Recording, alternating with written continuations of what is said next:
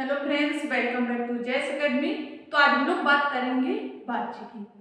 आज की हमारी क्लास बहुत ही बेहतरीन रहने वाली है, वो है वाच्य की।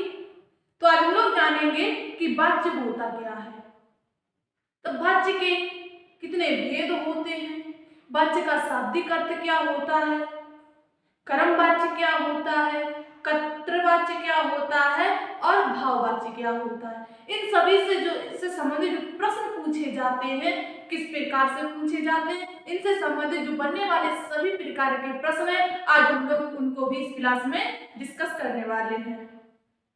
तो जितने लोग भी इस क्लास में जुड़ चुके हैं, तो सभी लोग एक बार क्लास को शेयर कर दें ताकि इससे और लोग भी जुड़ सकें। ठीक है, तो सभी लोग क्लास के अंत तक बने रहें ताकि इसमें जो बनने वाले महत्वपूर्ण बिंदु हैं एक भी छूटने ना पाए, सारे बिंदु अच्छे से क्लियर हो जाएं। ठीक है, तो चलिए क्लास को प्रारंभ करते हैं। तो सबसे पहले हम जानेंगे कि वाच्य होता क्या है। वाच्य एक वाक्य का ही प्रकार है, वाच्य वाक्य के अंतर्गत ही आते हैं। ठीक है, अब बात आती है जो वाच्य है इसका शाब्दिक अर्थ क्या होता है।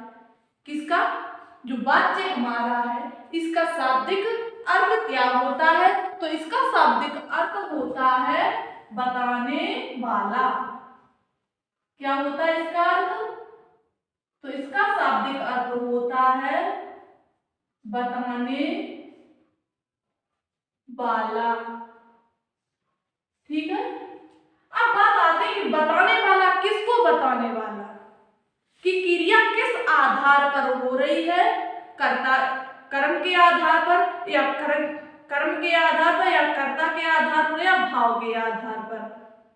ठीक है, तो क्या बताएगा, वाच्य बताएगा कि क्रिया किस आधार, वाक्य में क्रिया किस आधार पर हो रही है, कृत्य के आधार पर या कर्म के आधार पर या भाव के आधार पर। ठीक है, इतनी बात समझ में आ गई। तो वाच्य का शाब्दिक अर्थ क्या होता है, तो वाच्य का शाब्दिक अर्थ होता है बताने वाला। ठीक है, अब बात आती है जो हमारा वाच्य है ये होता क्या है। तो सबसे पहले हम जानेंगे कि वाच्य क्या होता है, ये वाच्य किसको दर्शाता है। ठीक है, तो वाक्य में प्रयुक्त क्या है, ध्यान से सुनिएगा कि वाक्य में प्रयुक्त क्रिया किसके अनुसार प्रयुक्त हो रही है, का बोध कराने वाले या का बोध कराने वाला शब्द क्या कहलाता है, वाच्य कहलाता है। ध्यान से सुनिएगा कि वाक्य में प्रयुक्त क्रिया किसके अनुसार हो रही है का बोध कराने वाले को हम क्या कहते हैं, वाच्य कहते हैं। ठीक है, इतनी बात समझ में आ गई। अगर इस प्रकार नहीं, एक प्रकार से और हमारी किताब में इसकी डेफिनेशन मिलती है कि क्रिया का वह रूप, किसका, क्रिया का यह रूप जिससे पता चले कि क्रिया किस प्रकार हो रही है, कर्ता या कर्म या भाव के अनुसार या इसमें किसकी प्रधानता है का बोध होता है, उसे हम क्या कहते हैं, वाच्य कहते हैं। ठीक है, इतनी बात समझ में आ गई। तो चलिए सबसे पहले इसकी परिभाषा नोट कर लीजिएगा, इसकी वाच्य की। ठीक है, तो सभी लोग नोट करते हुए चलना। ठीक है, ताकि इसे समझने में आसानी रहे। जो चीज हम लिखते और पढ़ते चलते हैं तो याद करने में आसानी रहती, समझने में क्या रहती है, आसानी रहती है। ठीक है, तो इसकी परिभाषा क्या बनेगी कि वाक्य में प्रयुक्त, ध्यान से सुनिएगा, नोट कीजिएगा कि वाक्य में प्रयुक्त क्या है, वाक्य में प्रयुक्त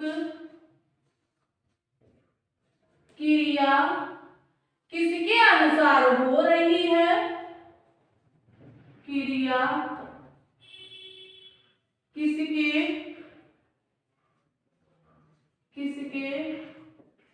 अनुसार हो रही रही है, क्रिया किसके अनुसार हो रही है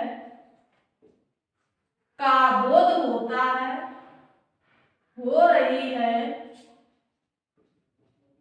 का बोध होता है, उसे हम वाच्य कहते हैं। बोध होता है, क्या होता है, जानकारी होती है, उसे क्या कहते हैं, उसे वाच्य कहते हैं। ठीक है, एक परिभाषा तो ये हो गई। इसमें जो हमारे किताब में ज्यादातर परिभाषा देखने को मिलती है, डेफिनेशन मिलती है, वो किस प्रकार मिलती है कि क्रिया का वह रूप, क्या कि क्रिया का वह रूप, क्रिया का वह रूप जिससे पता चले, क्या जिससे पता चले कि क्रिया, क्या क्रिया की प्रधानता क्या है, कि वाक्य में पता चले कि क्रिया वाक्य में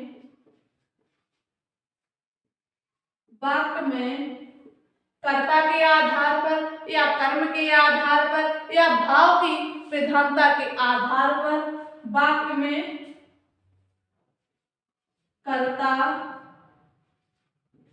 कर्म तथा भाव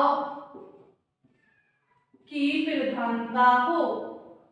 किसकी प्रधानता हो, कर्ता, कर्म तथा क्रिया की प्रधानता हो, तो इसे भी क्या कहते हैं, तो इसे भी वाच्य कहते हैं। तो उसे क्या कहते हैं, वाच्य कहते हैं। ठीक है, समझ गए। एक तो परिभाषा ऐसे पूछ दी जाती है, वाक्य में प्रयुक्त क्रिया किसके अनुसार होती है का बोध हो रहा हो, उसकी जानकारी हो कि क्रिया किस अनुसार हो रही है, उसके बारे में बताया जाए तो उसे वाच्य कहते हैं। वाच्य का शाब्दिक अर्थ ही होता है, क्या होता है, बताने वाला। तो इसमें दूसरी परिभाषा क्या है कि क्रिया का वह रूप जिससे पता चले कि क्रिया वाक्य में कर्ता, कर्म तथा भाव की प्रधानता हो, क्रिया में, क्या क्रिया में वाक्य में कर्ता, कर्म तथा भाव की प्रधानता हो, तो उसे हम क्या कहते हैं, तो उसे हम वाच्य कहते हैं। ठीक है, जैसे किस आधार पर, कर्ता है, कृत्य के आधार पर, कर्ता के आधार पर, कर्म के आधार पर और भाव के यानी फीलिंग के आधार पर। ठीक है, कि हम क्या फील कर रहे हैं, यानी हम क्या भाव, हमारे मन में क्या चल रहा है। ठीक है, यानी कर्ता, जैसे हम क्या कर रहे हैं, मैं पढ़ा रही हूं, समझिएगा, कर्ता यानी कर्तव्य के आधार पर वाच्य किस प्रकार बनते हैं, क्या जैसे हमने उदाहरण आपको समझाते हुए चलना है कि मैं, कर्ता में क्या होगा, जब कर्ता को प्रधानता दी जाएगी तो क्या, मैं पढ़ा रही हूं, ये किसके आधार पर है, ये कृत्य के आधार पर है। जिसमें कर्ता को प्रधानता दी जाती है वह होता है कृत्यवाच्य। ठीक है, तो सबसे पहले इनके बारे में जानकारी देते हुए चलिएगा, इसके बाद हम लोग पढ़ेंगे कि कृत्यवाच्य क्या होता है, भाववाच्य क्या होता है और कर्मवाच्य क्या होता है। ठीक है, तो समझिएगा क्या है, मैं पढ़ा रही हूं, तो इसमें प्रधानता किसको दी गई, मैं, यानी कर्ता, किसमें कर्ता क्या है, मैं, तो इसमें कौन सा वाच्य होगा, तो इसमें वाच्य होगा कृत्यवाच्य। कौन सा, कृत्यवाच्य। ठीक है। और दूसरा क्या है, कर्म। यानी अब इसमें क्या होगा, इसमें कर्म मेरे द्वारा ही किया जाएगा, लेकिन इसमें किस आधार पर किया जाएगा, इसमें प्रधानता किसको दी जाएगी। कर्तवाच्य में कर्ता को प्रधानता दी गई, ठीक है। अब कर्मवाच्य में प्रधानता किसको दी जाएगी, तो कर्मवाच्य में प्रधानता कर्म को दी जाएगी।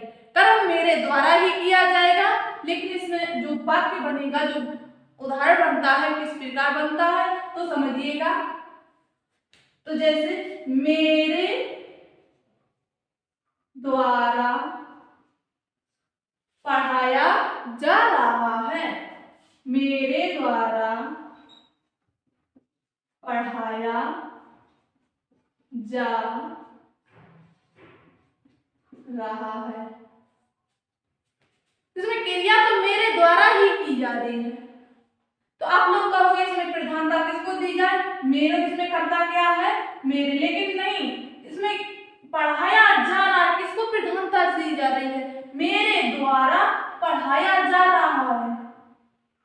क्या है, पढ़ाया जा रहा, पढ़ाने को क्या दी गई, प्रधानता, किसको, कर्म को। इसमें कर्म क्या है, पढ़ाया, पढ़ाया जा रहा है।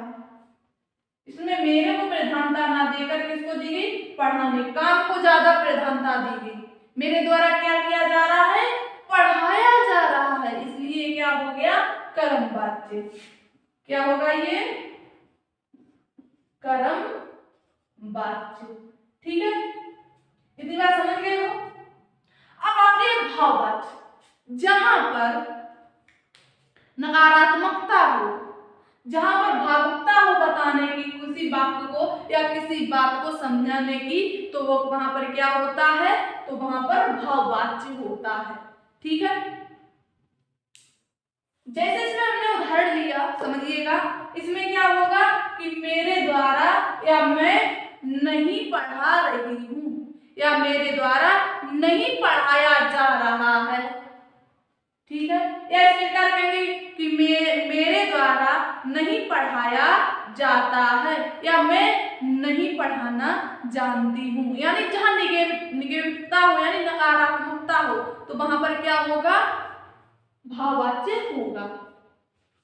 यानी इसमें फील होना चाहिए, मेरे द्वारा पढ़ाया जाएगा या नहीं पढ़ाया जाएगा, इसमें क्या भाव उत्पन्न हो रहा है, तो उसके अंतर्गत कौन सा वाच्य होगा, भाववाच्य होगा। ठीक है,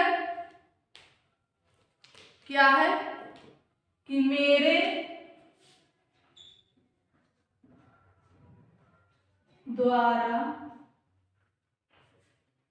नहीं पढ़ाया जाता है। क्या है कि मेरे द्वारा नहीं पढ़ाया जाता है, इसमें क्या फील हो रहा है कि मेरे द्वारा क्या नहीं किया जा रहा, नहीं पढ़ाया जा रहा है। ठीक है, तो ये क्या है, ये है भाववाच्य। ये क्या है, ये है भाववाच्य। ठीक है, आप लोगों को सिर्फ समझते हुए चलना है, आपको इसमें रखने की कोई आवश्यकता नहीं है। ठीक है, इसमें कोई बेसिक चीज है ही नहीं जो आपको एकदम रखने पड़े, याद करने पड़े, आपको सिर्फ समझने से ही सब याद हो जाएगा। ठीक है, तो ध्यान दीजिएगा। जैसे इसमें हमने दूसरे प्रकार से और उदाहरण लिए, क्या, जैसे हमने इसमें उदाहरण लिया, किसमें कर, आप समझिएगा, दोबारा से एक बार फिर से एक और एग्जांपल दे रही हूं आपको। जैसे इसमें हमने उदाहरण लिया कि सौरभ पत्र लिखता है।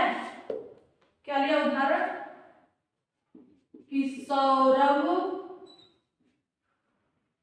पत्र लिखता है। आप समझिएगा, इसी प्रकार इसमें हमने एक और उदाहरण लिया, जैसे कि सौरभ के द्वारा या सौरभ द्वारा पत्र लिखा जाता है। क्या है, सौरभ द्वारा पत्र लिखा जाता है। ठीक है, इसमें हमने एक और उदाहरण लिया, वो ही समझते हुए चलना है कि सौरभ से पत्र लिखाया जा रहा है। क्या है? सौरभ से पत्र लिखाया जा रहा है। ठीक है, अब इसमें समझिएगा, पहला उदाहरण क्या हमारा कि सौरभ पत्र लिख रहा है। इसमें आप लोग समझिएगा, इसमें बताइएगा इसमें प्रधानता किसको दी गई है। तो इस वाक्य में प्रधानता किसको मिली? तो इस वाक्य में प्रधानता सौरभ को मिली, यानी सौरभ पत्र लिखता है। इसमें कौन पत्र लिखता है? तो सौरभ पत्र लिखता है। इसमें किसको प्रधानता मिली? कर्ता को। ठीक है, तो ये कौन सा वाच्य हो गया? तो ये हो गया कर्तवाच्य। कौन सा वाच्य हो गया? कर्तवाच्य। ठीक है, इसमें दूसरा वाक्य हमारा कि सौरभ द्वारा पत्र लिखा जाता है। हमने क्या बताया था कि मेरे द्वारा कार्य किया जाए, यानी मैं कर रही हूं, या मेरे द्वारा किया जाए, या मेरे द्वारा किसी से करवाया जाए।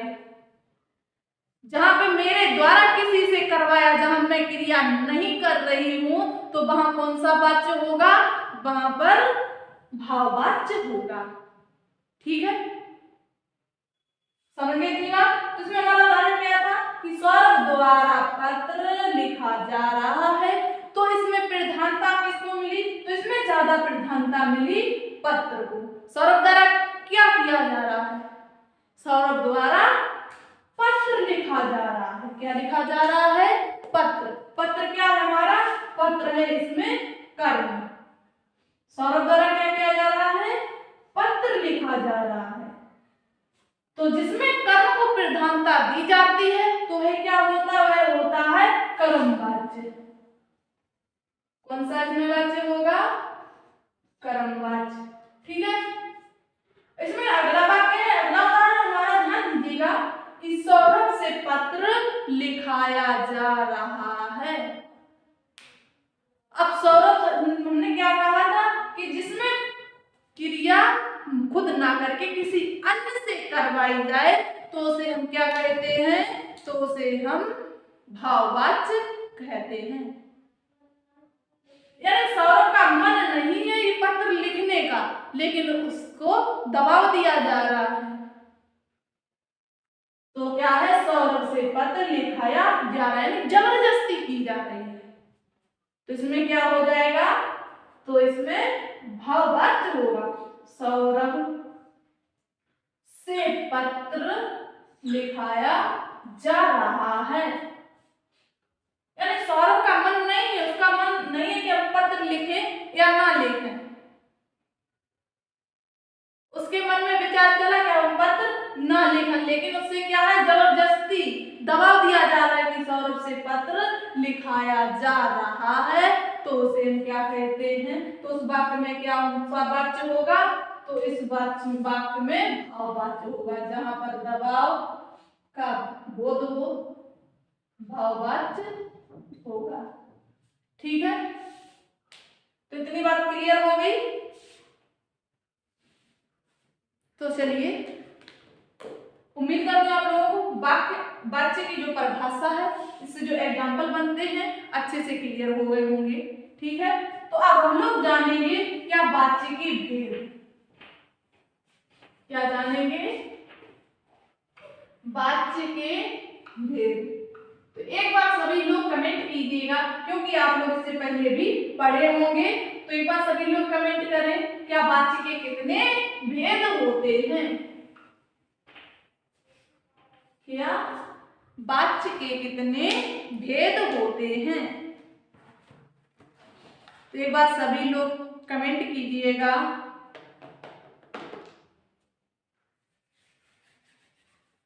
बहुत अच्छी। कितने होते हैं?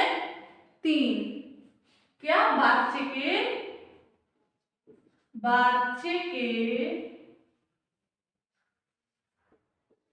भेद। क्या है? वाच्य के भेद। तो वाच्य के कितने भेद होते हैं? तो वाच्य के 3 भेद होते हैं। और कौन कौन से होते हैं? तो ध्यान दीजिएगा। क्या? वाच्य के भेद। तो वाच्य के 3 भेद होते हैं।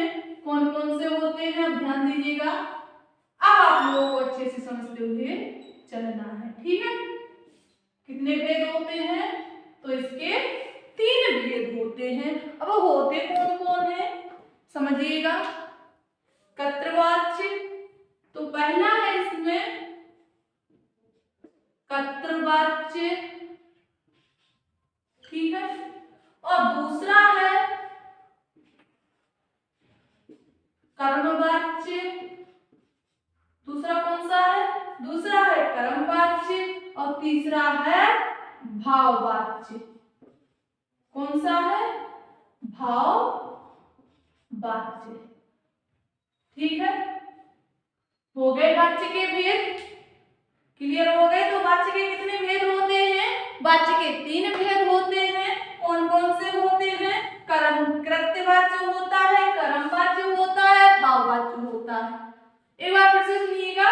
तो इसमें पहला है कर्तृवाच्य, दूसरा है कर्मवाच्य और तीसरा है भाववाच्य। कितनी बात क्लियर हो गई? तो चलिए अब हम लोग बात करेंगे यानी कि कर्तृवाच्य होता क्या। इन सभी को डेफिनेट वाइज समझते हुए चलेंगे, परिभाषा सहित, ठीक है? क्या कर्तृवाच्य? यानी मैंने कार्य किया है या मैं पढ़ा रही हूँ। कर्तृवाच्य में क्या होगा समझते हुए चलिएगा। जैसे मैंने इसमें उदाहरण दिया, मैं पढ़ा रही हूँ।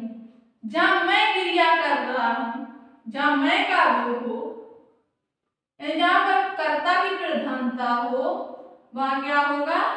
कर्तृवाच्य होगा। और जहां पर मेरे द्वारा आपको पढ़ाया जा रहा है, यानी जहां पर क्रिया मैं ही करने के द्वारा यानी प्रधानता कर्म को दी जाए, तो वहां होता है कर्मवाच्य। मेरे द्वारा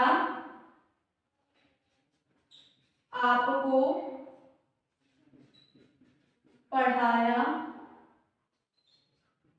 जा रहा है, ठीक है? इसी प्रकार इसमें भाववाच्य में क्या होगा? भाववाच्य में होगा कि मैं आपको पढ़ा लूंगी, फील हो रहा है, मेरे मन में भाव उत्पन्न, विचार उत्पन्न हो रहे हैं कि मैं आपको पढ़ा पाऊंगी या नहीं पढ़ा पाऊंगी। मेरे मन में क्या विचार चल रहे हैं, ठीक है? क्या है? मैं आपको पढ़ा लूंगी, मैं आपको पढ़ा लूंगी, ठीक है? या इसमें आ जाए कि मेरे द्वारा आपको नहीं पढ़ाया जाता है। क्या है? कि मेरे द्वारा आपको नहीं पढ़ाया जाता है, मेरे द्वारा आपको नहीं पढ़ाया जाता है, ठीक है? अब समझिए क्या होता है।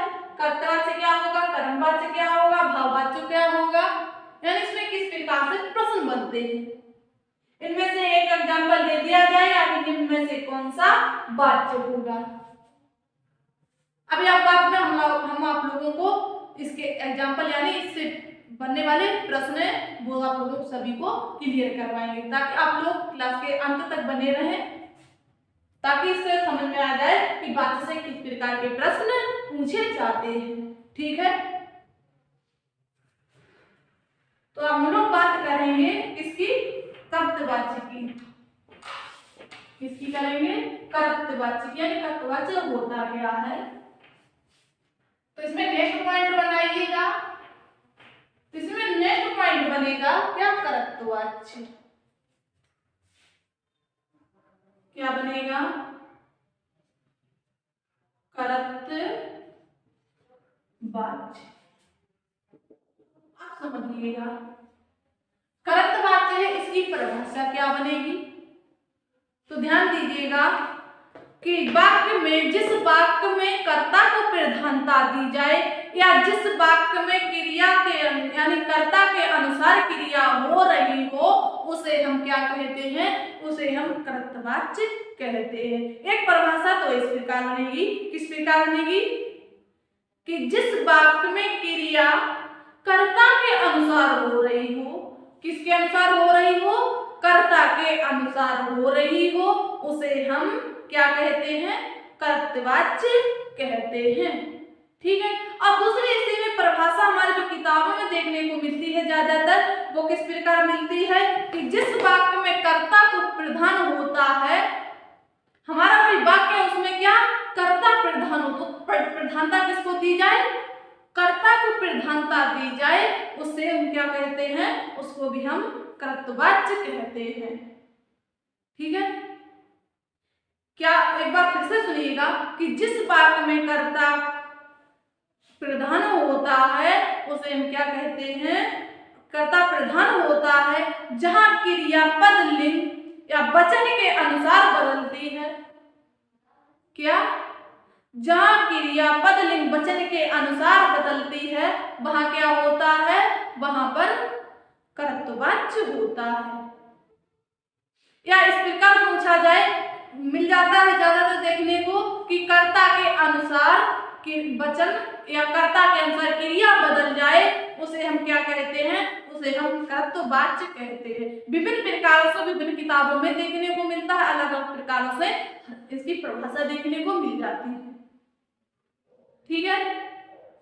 तो इसमें जो महत्वपूर्ण परिभाषा रहेगी उसे नोट कीजिएगा। क्या?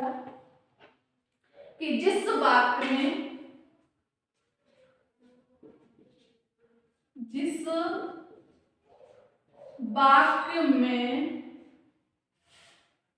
क्रिया कर्ता के अनुसार हो रही हो, किसके अनुसार? कर्ता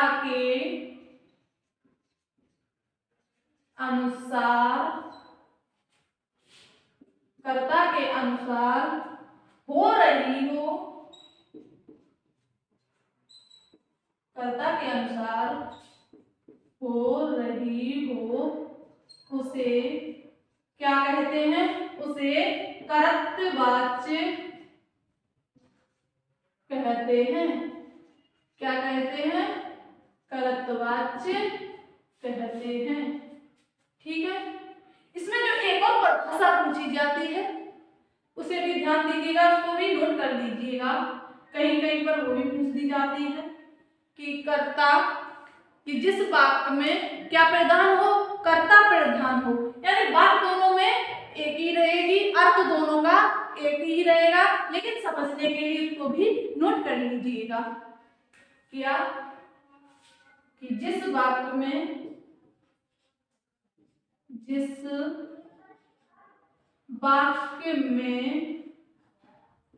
कर्ता कौन प्रधान हो?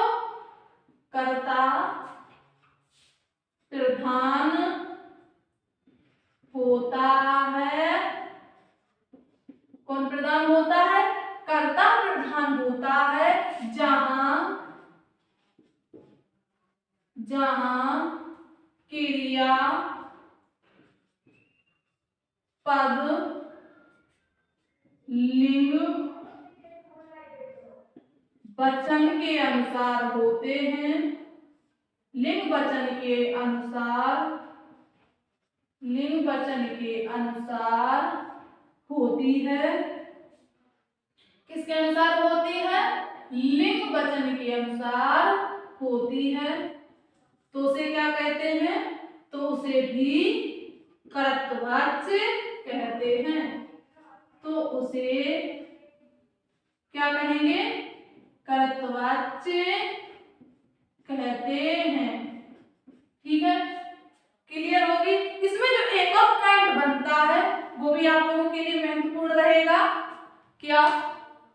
कि कर्ता के अनुसार क्रिया बदल जाए या क्रिया के अनुसार कर्ता बदल जाए वो क्या होता है? कर्तवाच्य होता है। क्या बनेगी कि जिस वाक्य में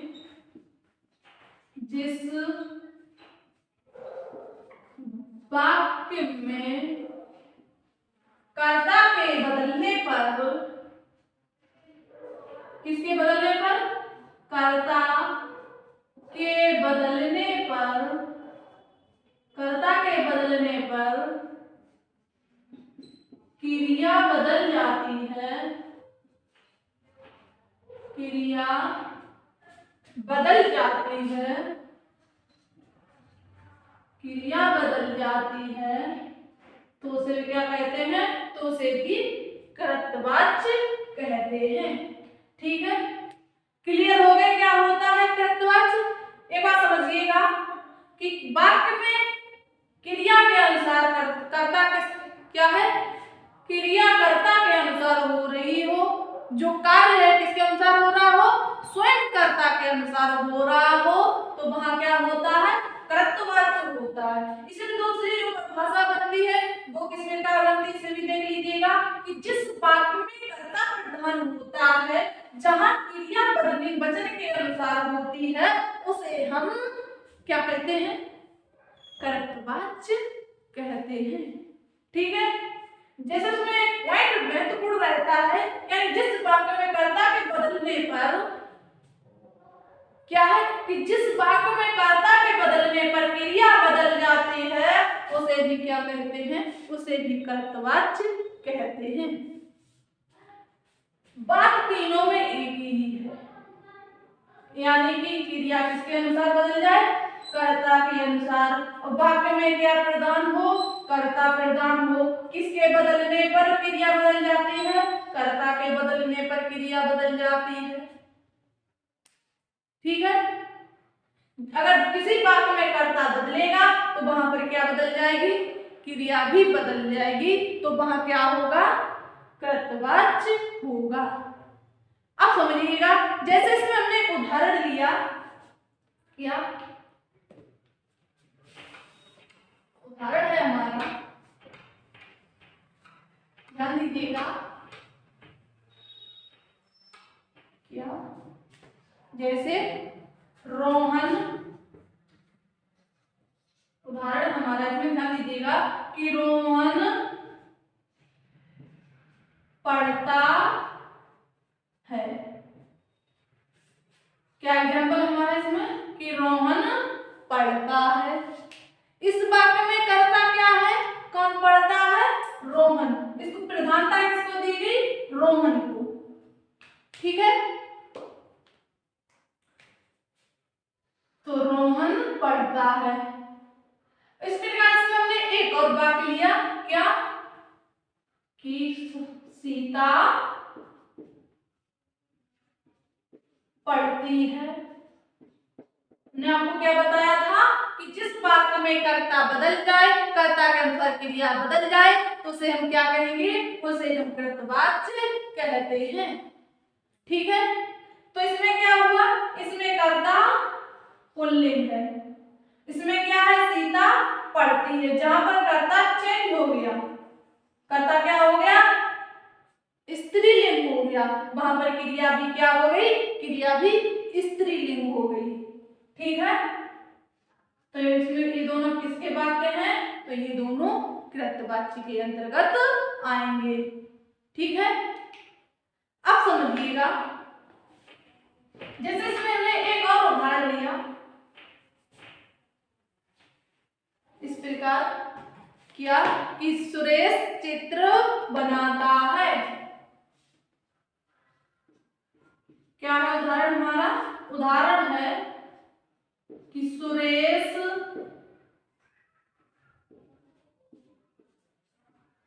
चित्र बनाता है। ठीक है, इसमें कौन चित्र बना रहा है? इसमें क्रिया किसके द्वारा की जा रही है? सुरेश के द्वारा, यानी कि कर्ता के द्वारा। कर्ता कौन है इसमें? सुरेश। ठीक है। जैसे उसमें हमने एक और उदाहरण लिया, क्या कि दर्जी कपड़े सिलता है, कि दर्जी कपड़े सिलता है। इसमें कौन कपड़े सिलता है? तो इसमें दर्जी कपड़े सिलता है, तो इसमें प्रधानता किसको दी गई? दर्जी को। ठीक है, यानी जिसमें कार्य खुद के द्वारा किया जाए उसे हम क्या कहेंगे? उसे हम कृतवाच्य कहते हैं। अब बात आती है जो यानी कि लिंग के अनुसार बदल जाते हैं, वो किस प्रकार बदलते हैं? जैसे इसमें हमने क्या कहा कि सीता चित्र बनाती है, क्या? सीता चित्र बनाती है। इसमें क्या था कि दर्जी कपड़े सिलता है, तो ये कैसा था? ये पुल्लिंग था। इसमें क्या हो गया? लिंग चेंज हो गया इसमें, तो इसमें क्रिया भी क्या हो जाएगी? चेंज हो जाएगी। ठीक है, जहां पर कर्ता के अनुसार क्रिया बदल जाए वह वो कौन सा वाच्य होता है? तो वहां पर कृतवाच्य होता है। ठीक है, तो चलिए अब हम लोग आगे बढ़ेंगे। लेकिन ये तो था हमारा कृतवाच्य। एक बार आप सभी लोग कमेंट करके बताइएगा जो हमने आप लोग कृतवाच्य पढ़ा है ये आप लोगों को अच्छे से क्लियर हो गया, अच्छे से समझ में आया या नहीं? एक बार सभी लोग कमेंट करें। सभी लोग एक बार कमेंट कीजिएगा। अच्छे से क्लियर हो रहे हैं? बहुत अच्छे। तो चलिए अब लोग पढ़ेंगे। अब हम लोग पढ़ेंगे क्या? कृतवाच्य हो गया। अब नेक्स्ट है हमारा इसमें कर्मवाच्य। क्या है? कर्मवाच्य। नेक्स्ट पॉइंट नोट कीजिएगा। तो नेक्स्ट पॉइंट बनेगा हमारा इसमें, नेक्स्ट पॉइंट रहेगा कर्मवाच्य। कौन सा रहेगा? कर्मवाच्य।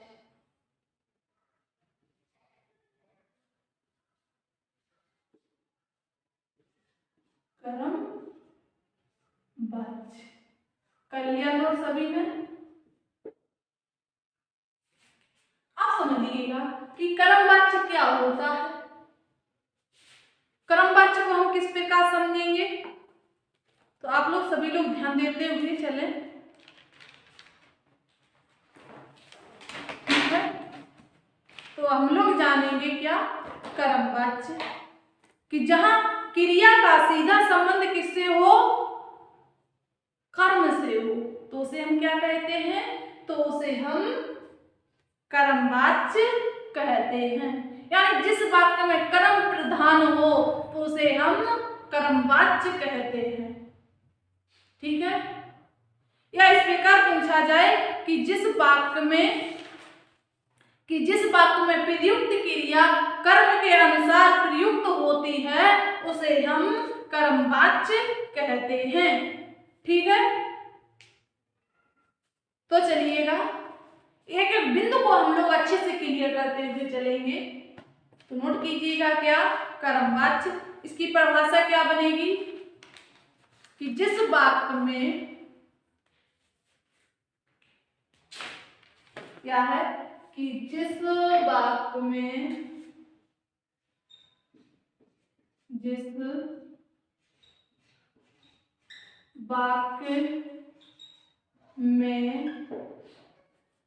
क्रिया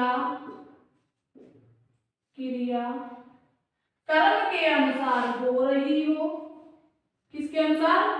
कर्म के अनुसार हो रही हो, उसे हम क्या कहते हैं? तो उसे कर्मवाच्य क्या कहते हैं? कर्मवाच्य कहते हैं। ठीक है, ये तो हो गई एक परिभाषा। और दूसरी परिभाषा देखेंगे कि जिस वाक्य में कर्म का क्रिया का संबंध किससे हो? कर्म से हो, तो उसे भी क्या कहते हैं? तो उसे भी कर्मवाच्य कहते हैं। ठीक है, क्या है कि जिस वाक्य में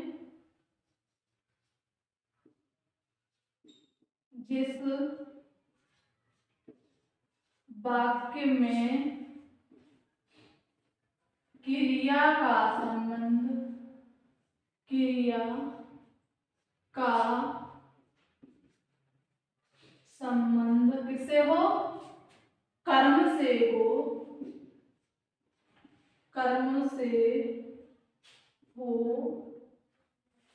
जिस वाक्य में क्रिया का संबंध कर्म से हो उसे क्या कहते हैं? कर्मवाच्य कहते हैं। ठीक है, समझिए क्या होती है क्या होता है कर्मवाच्य? कि जिस वाक्य में कर्म क्रिया किसके अनुसार हो रही हो? क्रिया कर्म के अनुसार हो रही हो, वह क्या होता है?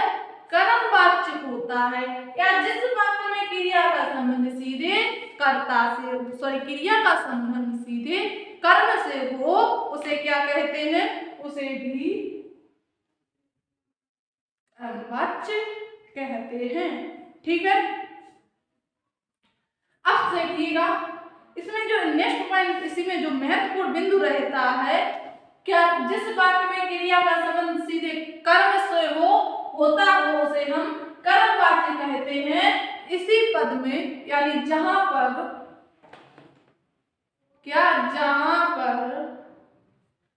पद यानी जहां पर क्रिया पदलिंग वचन के अनुसार होती हो या होता हो उसे हम क्या कहते हैं? क्रिया होती है। ठीक है, कि जहां पर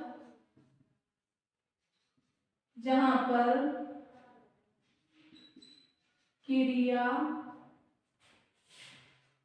पद लिंग वचन के अनुसार होती है। ठीक है, बात समझ गए कि जिस वाक्य में क्रिया पद लिंग वचन के अनुसार होती है तो वहां पर क्या होता है? वहां पर भी कर्मवाच्य होता है। ठीक है,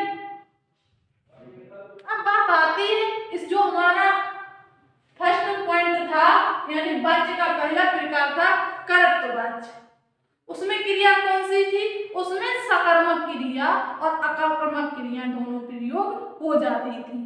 जो कर्मवाच्य है इसमें सिर्फ और सिर्फ अकर्मक क्रिया का प्रयोग होगा। ठीक है, किसमें?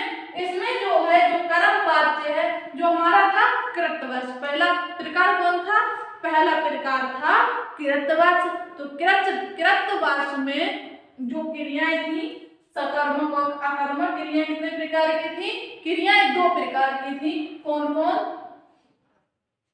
सकर्मक और अकर्मक। ठीक है, तो कर्तवाच्य में दोनों का प्रयोग होता है। कृतवाच्य में सकर्मक क्रिया और अकर्मक क्रिया दोनों का प्रयोग होता है। ठीक है, वो तो था कृतवाच्य। अब बात आती जो हमारा कर्मवाच्य है इसमें कौन क्रिया का प्रयोग होता है? तो इसमें सीधे सकर्मक क्रिया का प्रयोग होता है। इसका सीधा संबंध किससे होता है? कर्म पर पड़ता है। जिसका प्रभाव कर्म पर पड़ता है वहां सकर्मक क्रिया होती है। ठीक है, एक पॉइंट है इसे भी नोट कीजिएगा कि कर्मवाच्य में क्या कर्मवाच्य में केवल सकर्मक क्रिया, कर्मवाच्य में केवल सकर्मक क्रिया का प्रयोग होता है। सकर्मक क्रिया का प्रयोग होता है। ठीक है, कौन क्रिया का प्रयोग होता है? किस क्रिया का होता है? तो सकर्मक क्रिया का प्रयोग होता है। किसमें होता है? कर्मवाच्य में। ठीक है, यानी कर्मवाच्य में कर्ता का महत्व कम होता है और प्रधानता किसको दी जाती है? प्रधानता कर्म को दी जाती है। ठीक है, जिस वाक्य में कर्ता को कम महत्व दिया जाए और प्रधानता कर्म को दी जाए तो उसे भी क्या कहते हैं? उसे भी कृतवाच्य यानी कर्मवाच्य कहते हैं। ठीक है, क्लियर हो गया? अब इसी में हमने जो आपके लिए उदाहरण रखे हैं, जैसे इसमें हमने उदाहरण लिया, अब आप लोग समझिएगा। क्या आप लोग डेफिनेशन साथ साथ नोट करते हुए चल रहे हैं? आप सभी लोग नोट्स बनाते हुए चले। ठीक है, तो चलिए, क्या हमने उदाहरण लिया, इसमें किस प्रकार के उदाहरण पूछे जाते हैं? जैसे इसमें हमने उदाहरण लिया क्या कि माली द्वारा पौधे लगाए गए। किसके द्वारा? माली द्वारा पौधे लगाए गए। क्या है वाक्य? कि माली द्वारा पौधे लगाए गए। इस वाक्य में किसको प्रधानता दी गई? माली द्वारा क्या किया गया? माली द्वारा पौधे लगाए गए। सबसे ज्यादा प्रधानता कर्म को दी गई। किसके द्वारा पौधे लगाए गए? माली द्वारा क्या लगाए गए? पौधे। तो क्रिया का संबंध सीधे किससे है? कर्म से। क्रिया क्या हमारी? लगाना। माली द्वारा क्या किया गया? पौधे लगाए गए। क्या किया गया? पौधे लगाए गए। तो सबसे ज्यादा प्रधानता महत्व किसको दिया गया? कर्म को। कर्म क्या हमारे? पौधे। ठीक है, यानी कि जिस वाक्य में के द्वारा या से आ जाए तो है वाक्य किसका होगा? तो है वाक्य कर्मवाच्य का होगा। शॉर्ट में समझने के लिए, ठीक है, शॉर्ट में समझने के लिए बिंदु क्या है कि जिस वाक्य में से या के द्वारा आ जाए तो उसे हम किस में प्रयोग करेंगे? तो वह वाक्य कर्मवाच्य का होता है। ठीक है, इसी प्रकार हमने इसमें एक और उदाहरण लिया क्या कि रमन द्वारा पतंग उड़ाई गई। क्या लिया उदाहरण में? रमन द्वारा, किसके द्वारा? रमन द्वारा पतंग उड़ाई गई। ठीक है, किसके द्वारा? रमन द्वारा क्या किया गया? रमन द्वारा पतंग को उड़ाया गया। क्रिया का संबंध किससे होगा? कर्म से। रमन द्वारा क्या किया गया? रमन द्वारा पतंग को उड़ाया गया। ठीक है, यानी जिसका कर्म का यानी क्रिया का संबंध सीधे किससे हो? कर्म से हो, तो वहां क्या होता है? वहां कर्मवाच्य होता है। ठीक है, समझ गए इतनी बात? तो ये दोनों वाक्य किसके हैं? ये दोनों वाक्य हैं कर्मवाच्य के। कर्मवाच्य में इसी प्रकार से वाक्य रखे जाते हैं। ठीक है, क्लियर हो गया कर्मवाच्य क्या होता है? एक बार सभी लोग कमेंट कीजिएगा,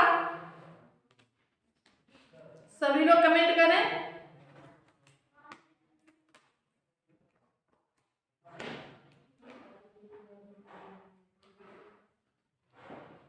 सभी लोग एक बार कमेंट कीजिएगा, बताइएगा आपको अच्छे से क्लियर हो गया कर्मवाच्य। फिर उसके बाद नेक्स्ट पॉइंट नोट कीजिएगा। बहुत अच्छे, सभी को समझ में आ रहा है। तो चलिए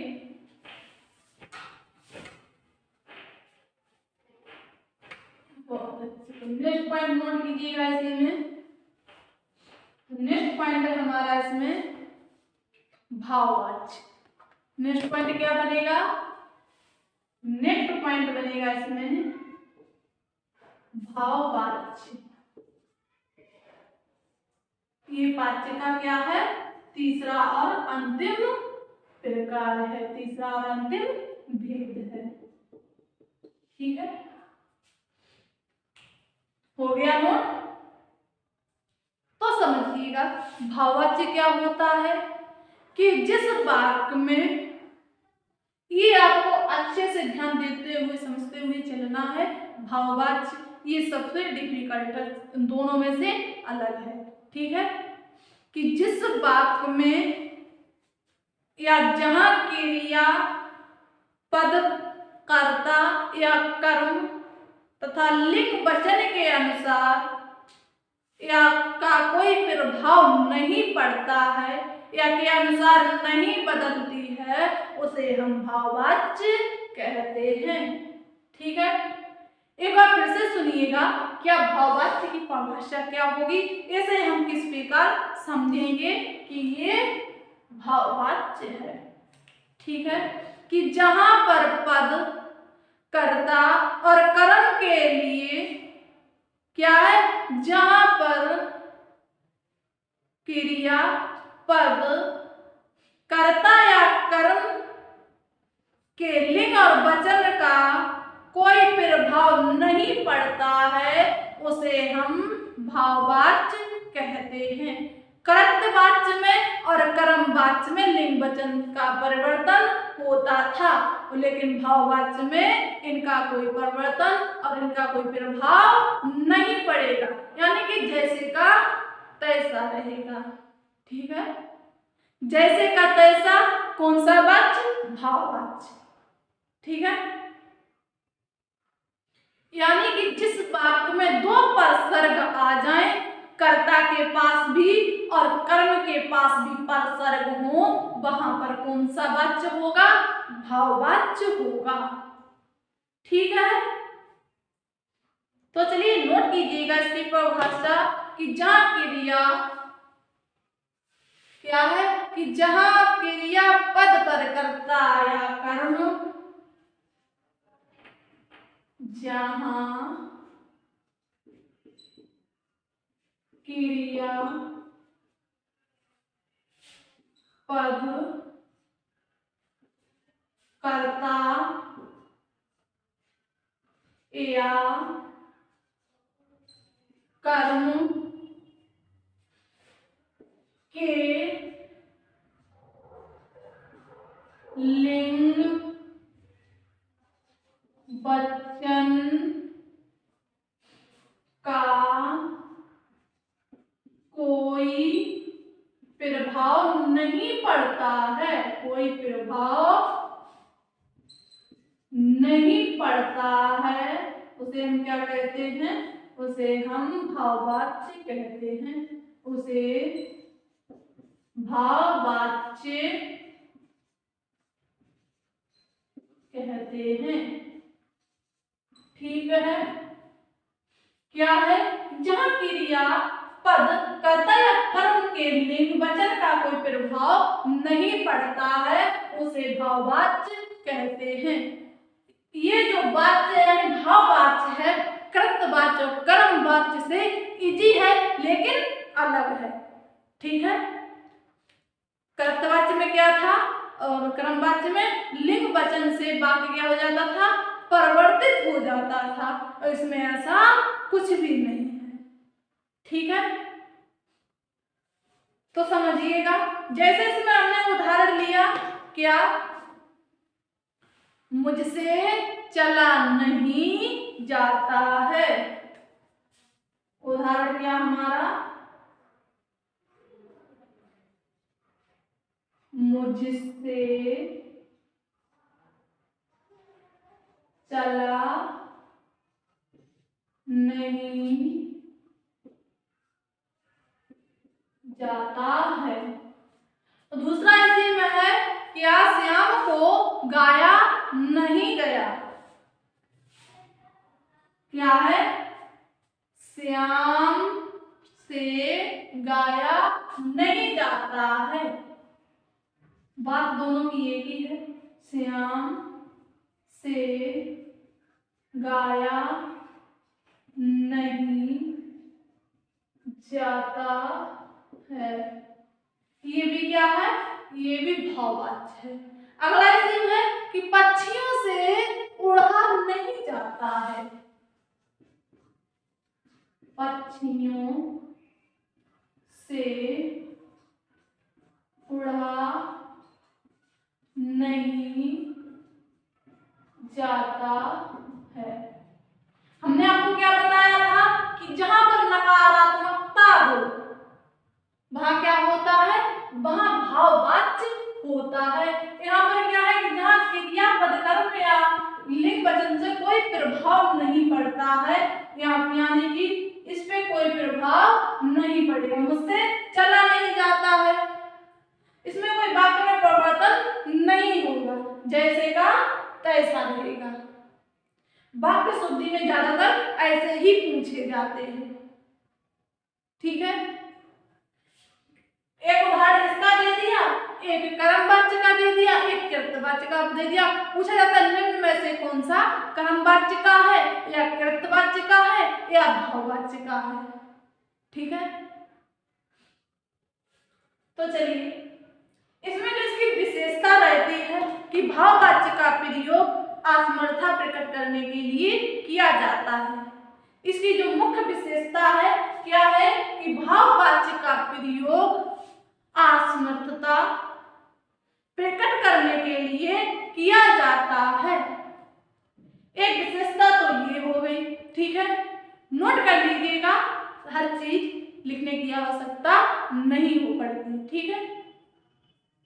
आप लोग समझ लीजिएगा, भाववाच्य में क्या होता है, भाववाच्य में असमर्थता प्रकट की जाती है या किया जाता है, ठीक है। इसमें जो दूसरी विशेषता रहती है वो क्या रहती है कि भाववाच्य जो हमारा भाववाच्य है, वाच्य का तीसरा प्रकार कौन सा है, भाववाच्य, कि भाववाच्य में क्रिया सदैव पुल्लिंग रहती है। जो हमारा भाववाच्य है इसमें क्रिया कैसी रहती है, इसमें क्रिया सदैव पुल्लिंग रहती है और एक वचन रहती है। पुल्लिंग रहती है लेकिन कैसी रहती है, एक वचन रहती है। और इसमें क्रिया कैसी रहती है, इसमें आकर्मक क्रिया होती है, ठीक है। अगर आप लोगों को याद ना रहे तो नोट कर लीजिएगा, नोट करवा देती हूँ, ठीक है। क्या विशेषता,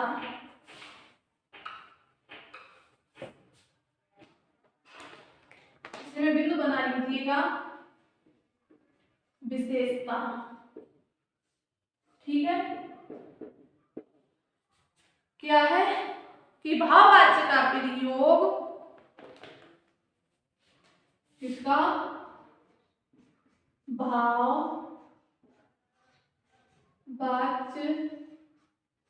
का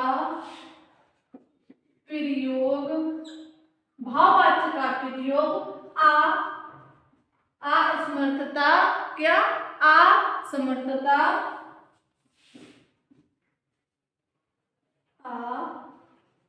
असमर्थता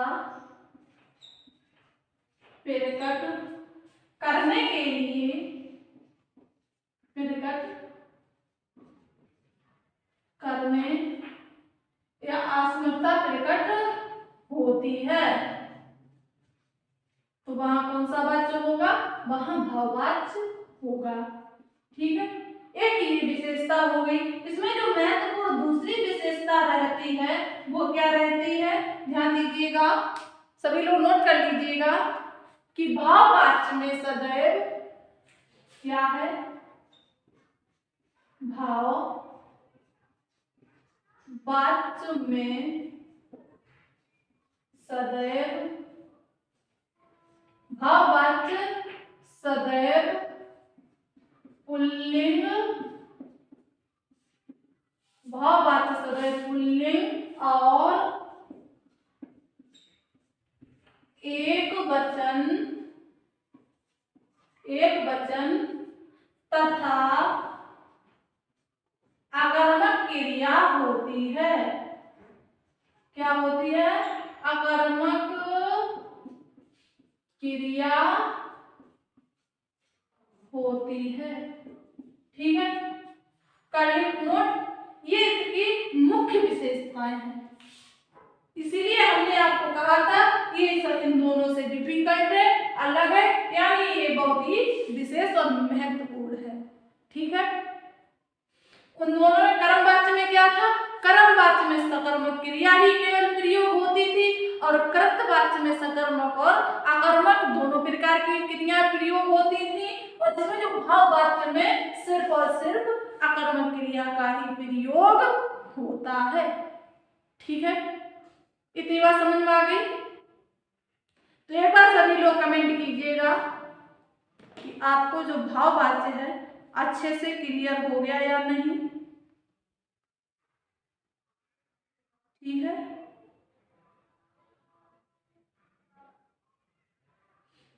सभी लोग कमेंट कीजिएगा। बहुत अच्छे। तो देखिए इसमें एक उदाहरण आप समझ लीजिएगा, क्या है कि अध्यापक से विशाल को पीटा नहीं गया। किसको? अध्यापक से विशाल को पीटा नहीं गया। अब ध्यान दीजिएगा, हमने आपको क्या बताया था, इस विशेषता एक और पॉइंट नोट कर लीजिएगा, क्या कि भाववाच्य में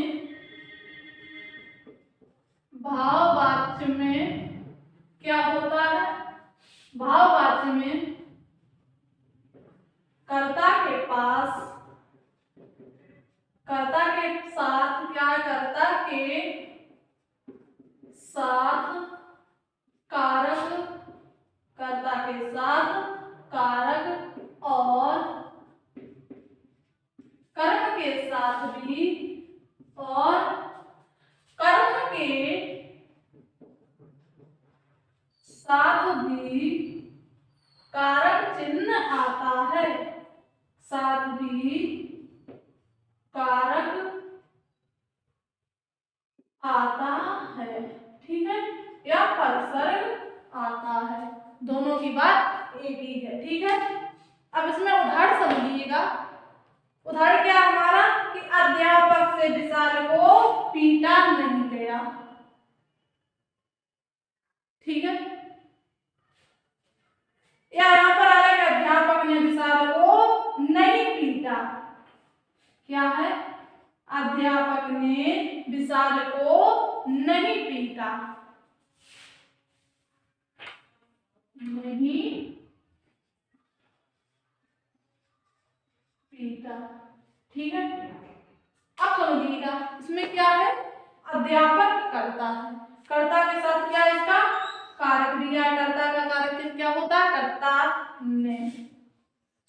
ठीक है, इसमें क्रिया क्या है, इसमें क्रिया है पीटना, यानी विशाल, अध्यापक ने विशाल को नहीं पीटा, तो इसमें क्रिया हो गई पीटना। ठीक है, और इसमें कर्म क्या है, कर्म है विशाल, इसका कर्म का कारक चिन्ह क्या होता है, कर्म का कारक चिन्ह होता है को। ये बात आप लोगों को ध्यान में रखनी है। कर्ता ने कर्म को, जहां पर उपसर्ग आए कर्ता के साथ और कर्म के साथ, वहां भी क्या होगा, वहां भी भाववाच्य होगा। ठीक है, इतनी बात समझ में आ गई। तो चलिए आज की क्लास यही समाप्त करती हूँ। उम्मीद करती हूँ आप लोगों को ये क्लास अच्छे से समझ में आई होगी, अच्छे से क्लियर हो गई होगी।